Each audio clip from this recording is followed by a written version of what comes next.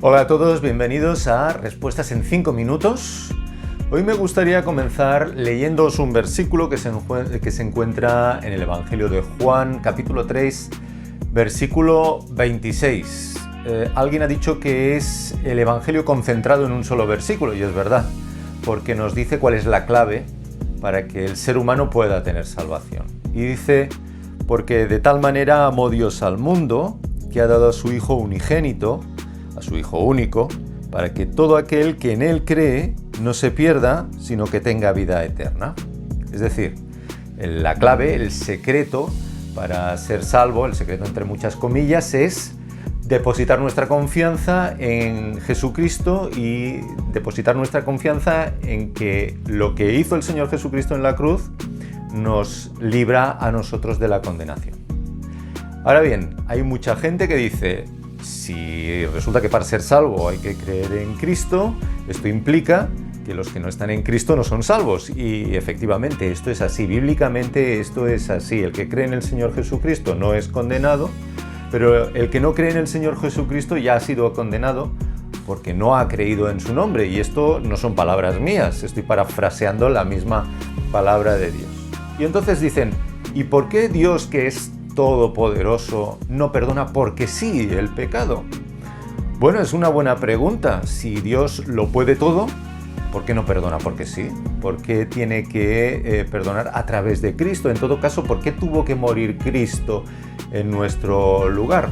Y a lo mejor la respuesta te va a sorprender, pero es sencilla y a la vez quizás poco conocida, y es que Dios puede todo, es todopoderoso, pero todo aquello que es razonable, todo aquello que no va en contra de su naturaleza, porque es cierto que Dios es amor. Por eso envió al Señor Jesucristo, para salvarnos. Él no tenía ninguna necesidad de hacer absolutamente nada. Si hubiera querido, nos hubiera dejado nuestra justa condenación y no era necesario enviar al Señor Jesucristo. Pero en su misma naturaleza, además del amor, está la justicia. Y Dios no puede perdonar el pecado porque sí, sino que debe hacer justicia. Alguien ha de pagar por el pecado cometido. Un pecado que cometemos tú y yo.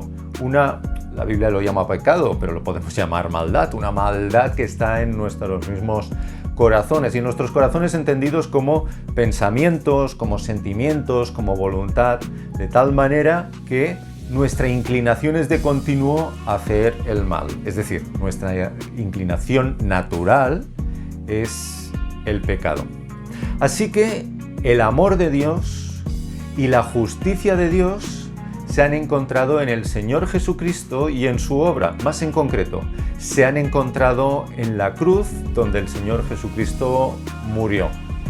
¿Por qué tuvo que morir? Pues podríamos decir muchas cosas, pero vamos a decir la más sencilla.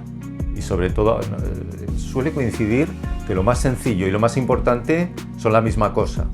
El Señor Jesucristo murió en una cruz para sustituirte a ti y a mí, para pagar aquello que tú y yo no podíamos pagar, para satisfacer la justicia de Dios. Fíjate, quiero acabar esta respuesta en 5 minutos leyéndote otro versículo, pero en esta ocasión se encuentra en Romanos, en la epístola a los Romanos, en el capítulo 6, y vamos a leer el versículo 23. Porque la paga del pecado es muerte, pero el regalo de Dios es vida eterna en Cristo Jesús, Señor nuestro. ¿Por qué Dios, un Dios todopoderoso, no perdona porque sí? Porque eso iría en contra de su naturaleza y al contrario de lo que mucha gente piensa, eso no lo puede hacer Dios. No está en su naturaleza hacerlo, no está en su voluntad hacerlo. Tiene que ser amor, porque Él es amor, pero tiene que ser justicia, porque Él en su mismo ser es justicia. De ahí que para ser salvos necesitemos aceptar aquello que Dios ha provisto, que es la obra del Señor Jesucristo en la cruz. La semana que viene estaremos contestando de nuevo preguntas en 5 minutos. Tendremos respuestas en 5 minutos. Hasta entonces.